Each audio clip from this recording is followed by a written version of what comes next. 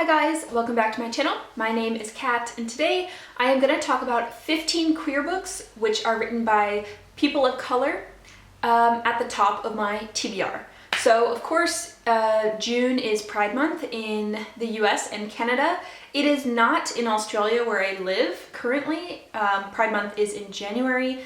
Which is why it kind of slipped my mind and I haven't done queer rec videos so far, but I am going to film 2 today, so you'll have a queer rec video this week and a queer rec video in the coming weeks as well. With no further ado, I'm going to go ahead and get into it. So the very first one that I want to talk about is a lesbian western written by a Black woman.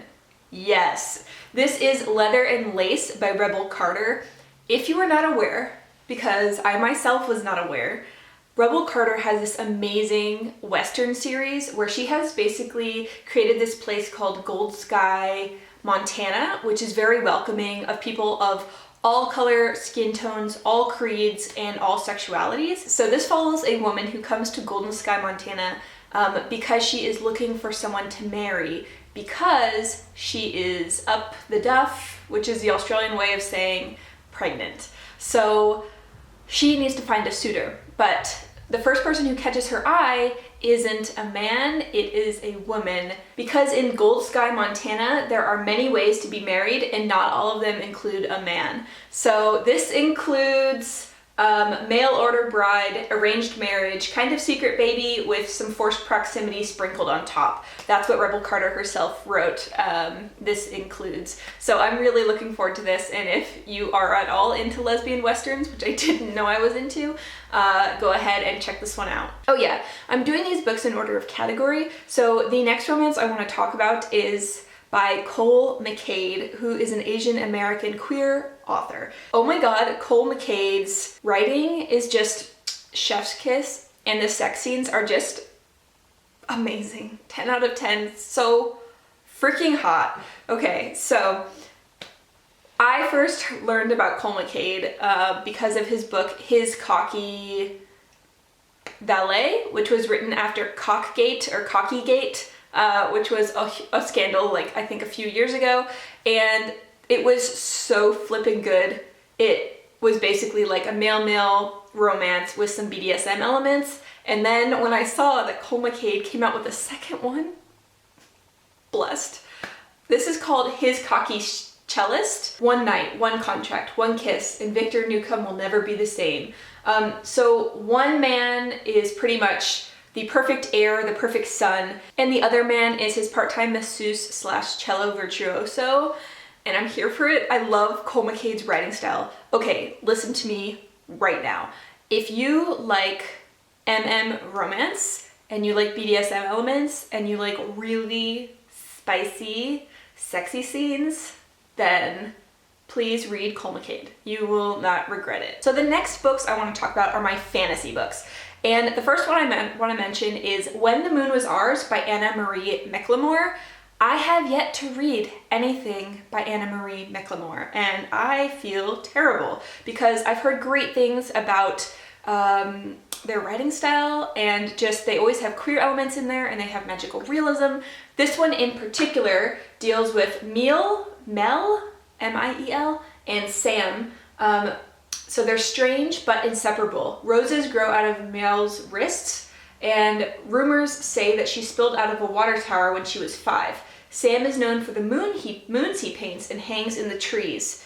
And I do believe that Sam is a trans boy, and they have a very soft romance, but people are after them because they may have magical abilities, and it just sounds so good. So next up is one that I have ordered, and it is on its way, although when it will arrive I have no idea, and this is A Taste of Honey by Kai Ashante Wilson. This is in a world where the gods have come down to earth and all the deities are mixing together, and it says, a queeb, fourth cousin to the royal family and son of the master of beasts, has more mortal and pressing concerns than the gods. His heart has been captured for the first time by a handsome soldier named Lucrio. In defiance of saintly canon, gossiping servants, and the furious disapproval of his father and brother, he finds himself swept up in a whirlwind romance. But neither Aquib nor Lucrio know whether their love can survive all the hardships the gods and people will throw at them.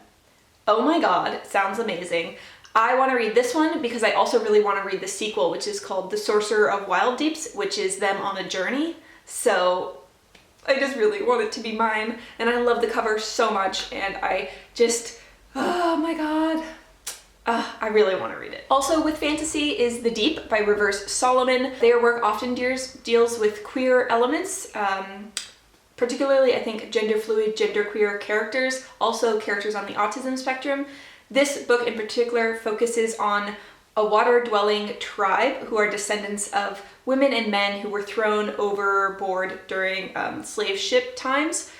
And to function, everyone basically doesn't really remember the past. They only have very short memories, and one person in the clan is dedicated as like the memory keeper, and we follow that main character. However, the memories are way too painful for them to carry, and so it kind of follows them as they're struggling to bear that weight. I was thinking to use this as one of my picks for Queer Blackathon. Let me know down below if you think that it will make me cry or put me into a reading slump.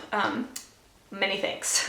Next up is Escaping Exodus by Nicky Drayden. So this one is a fantasy sci-fi kind of mashup where spaceships are formed out of giant celestial being carcasses, and they're used as ships to move through the galaxies. And we're following a main character whose ship has recently become deceased. They need to carve out the carcass of a new ship and build it themselves. And I do know that this focuses on that main character and another female, so it's a female-female romance centered, and I believe it has other queer characters as well, although I'm not sure exactly what titles they use. But Nicky Drayden wrote The Prey of the Gods, which I read this year, and I think Nicky Drayden's imagination is just really stellar. Execution is a little messy, so I'm really excited for this one, but I'm hesitant. So yeah, fingers crossed that it is as amazing as that goddamn cover. Okay, the next one I want to talk about is Criers War by Nina Varela, who is a Latinx writer. And oh my gosh, I feel like I've talked about this one a lot because I am really highly anticipating it.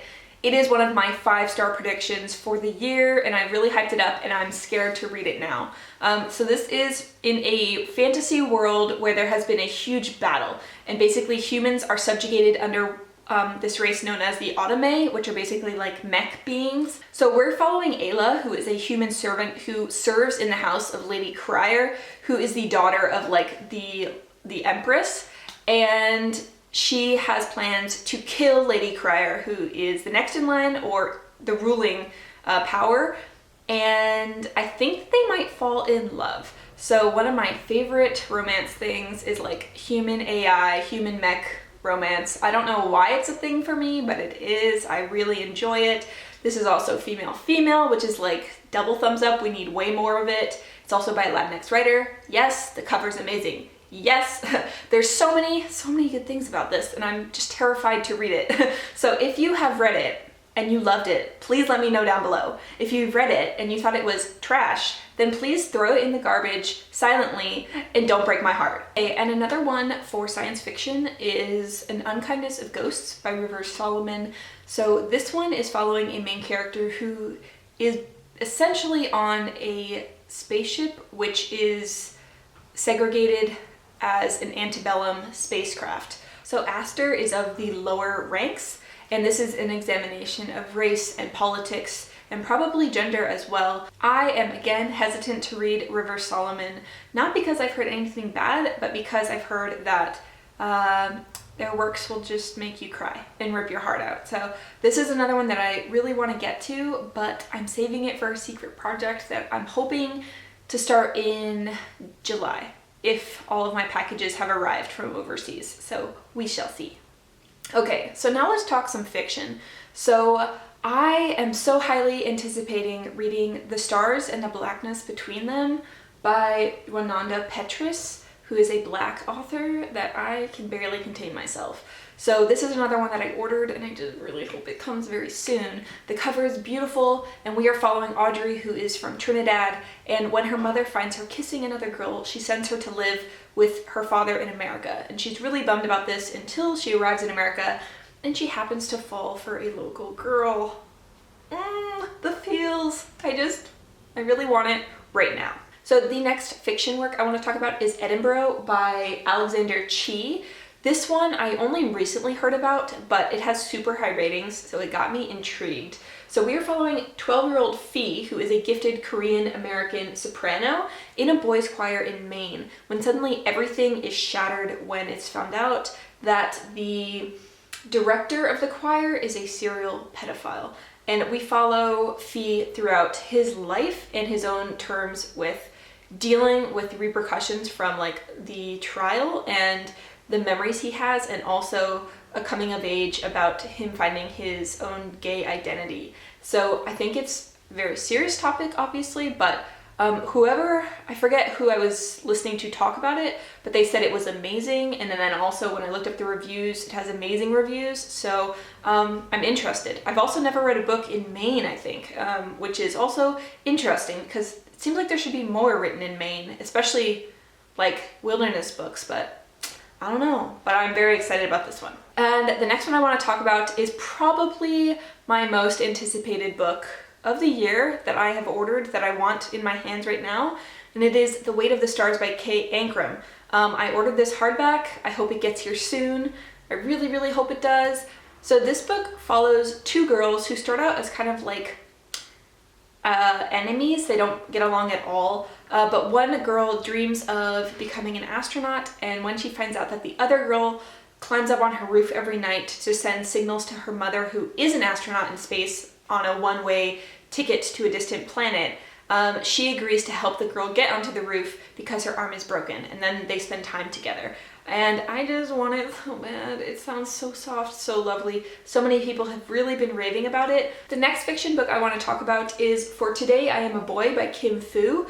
This is about Peter, who at birth is the only son with also 3 daughters in a Chinese family, and he dreams of one thing, and that's growing up to be a girl. So this follows both Peter and his sisters as they are originally with the family and then migrating to different places and dealing with their own coming of age stories. I saw this in my local library when I was in there, and it caught my eye. All right, the next one I want to talk about is Belladonna by Amber Salam. So this one recently came out, and it caught my attention because it's about 2 schoolgirls from Connecticut who go abroad together to study in Italy. And I do believe that this is like a slow burn, or at least an unrequited love. One of the girls is in love with the other, and I'm not sure if they get together in the end, but some slow lesbian pining in Italy, like, sounds good to me. Sounds great, so I'm here for that. Okay, and then the last 2 I have to talk about are shelved as poetry. So the first one is The Black Flamingo by Dean Atta. I don't know if this is fiction or poetry, but I'm just gonna say poetry for now. I am really excited because this just became available at my library. I have it on hold, so I will be reading this. This is the first thing I'm gonna read for Queer Blackathon. We are following a boy who is coming to terms with his identity as a mixed race gay teen, and then he gets into the world of drag queens. So it sounds awesome. And then the last book that I want to talk to you guys about is Soft Science by Franny Choi. This is an imagining of being queer, Asian, and feminine through the lens of a cyborg, and I've said it so many times. I don't know why I read it. There's honestly no excuse. I feel a little embarrassed. I'm a little bit like trash.